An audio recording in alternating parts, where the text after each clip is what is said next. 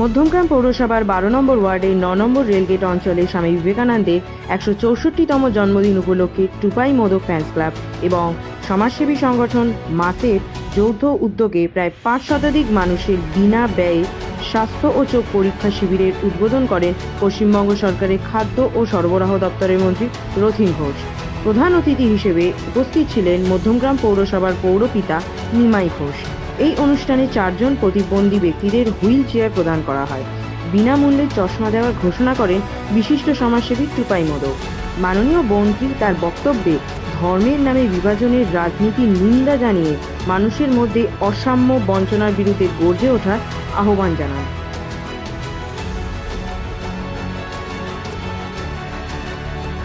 যে স্বামী বিবেকানন্দের জন্মদিন, সেই জন্মদিন উপলক্ষে মধ্যমগ্রামে সর্ববৃহৎ স্বাস্থ্য পরীক্ষা এবং চক্ষু পরীক্ষা শিবির অনুষ্ঠিত হচ্ছে 9 নম্বর রেলগেটে।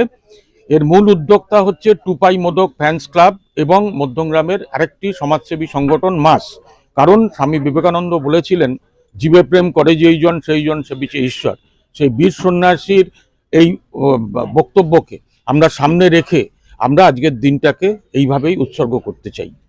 প্রচুর মানুষ আসছেন, প্রচুর মানুষ এখানে দেখাবেন তাদের স্বাস্থ্য, চোখও দেখাতে অলরেডি শুরু করেছেন এবং এখানে টুপাই মোদক ফ্যান্স ক্লাবের পক্ষ থেকে 3 জনকে আপাতত আজকে হুইল চেয়ার প্রদান করা হচ্ছে এবং আমরা এই প্রোগ্রামের পরে আরেকটা দিন আরও একটা হুইল চেয়ার আরেকজনকে দেবো।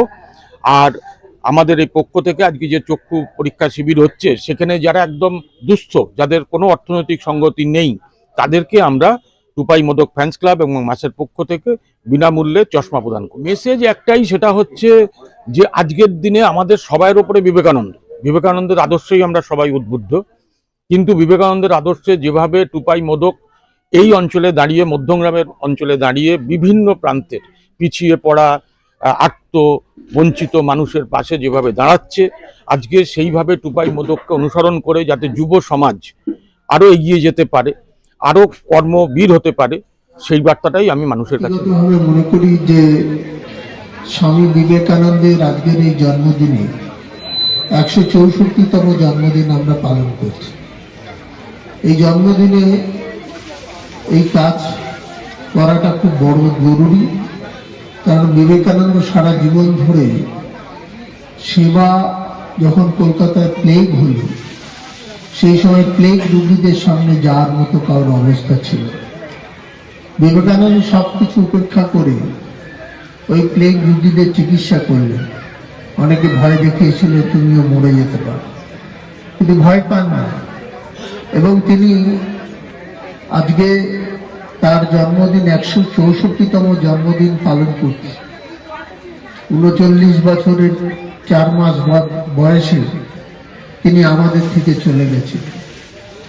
রবীন্দ্রনাথ বলেছিলেন যে যদি ভারতকে জানতে হয় তাহলে বিবেকানন্দকে জানা। সেই বিবেকানন্দকে জানার জন্য আমাদের দেখবেন আয়ারল্যান্ড থেকে সেই মার্গারেট নোবেল এসেছিল। তিনি এখানে এসে বিবেকানন্দে দীক্ষিত হয়ে সিস্টার নিবেদিতা হয়েছিল। আমাদের যুব মানুষ বলুন, সবাই বলুন, আমরা যেন সেই নির্দিষ্ট রিচ করতে পারি সেই গুণ। এটা বিবেকানন্দের বড় শিক্ষা এবং তিনি এটা সব থেকে বড় কোটেশন এটা তার। এবং বিবেকানন্দই বলেছিলেন, সমরূপে সম্মুখে ছাড়ি ঈশ্বর, তা খুঁজিছ ছাড়ি ঈশ্বর, জীবে প্রেম করে যেই জন সেই জন সেবিছে ঈশ্বর। এর থেকে বড় কথা হয় না। এই যে আজকে মানুষের জন্য আপনারা করছেন, মাস বলুন, ফ্যান্স ক্লাব বলুন, এটা যে মানুষের কথা মনে রাখা। মানুষ কষ্টে থাকলে আমাদের দুঃখ অনুভূতি হয়, নাহলে আর মান আর হুঁশ না থাকলে মানুষ হওয়া যায় না। এটা সব থেকে বড় বিষয়। আমার মনে হয় যারা আজকের এই উদ্যোগ নিয়েছেন তাদের আমি ধন্যবাদ জানাই।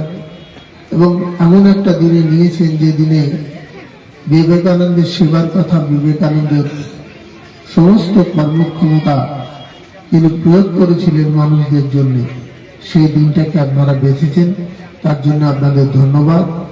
যারা এই স্বাস্থ্য শিবিরে আসছেন তাদেরও ধন্যবাদ জানাই। যে ছোট উদ্যোগ হলেও মনটা অনেক বড়। তা সেই বড় মনের কাজে আমরা প্রশংসা করি। সবাই ভালো থাকবেন। ধন্যবাদ। নমস্কার।